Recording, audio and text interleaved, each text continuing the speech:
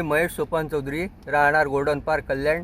माझा मुलगा 27 वर्ष वयाचा शुभम महेश चौधरी खाली फिरायला गेला होता. त्या कुत्रा लोक खाली मस्ती करत होता. ते कुत्रा चावून गेला. त्याला त्रास झाला. तर पिसाळलेला कुत्रा होता.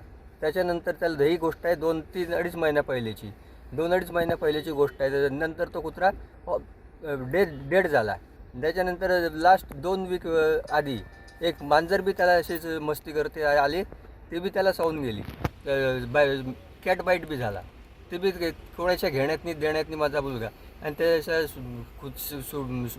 कुत्र्याचा आणि मांजरचा सुळसुळाट कल्याणमध्ये सगळा झालेला आहे. त्याला जिम्मेदार कोण? अशी केसेस जर वारंवार घडत गेल्या तर याला जिम्मेदार कोण, असा मी तुमच्यासमोर प्रश्न मांडतो.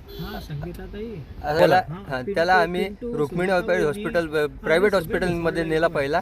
तिथून आम्हाला ट्रान्सफर केला रुक्मिणीबाई हॉस्पिटलमध्ये. त्यांनी आम्हाला ट्रान्सफर केला कळवा हॉस्पिटलमध्ये.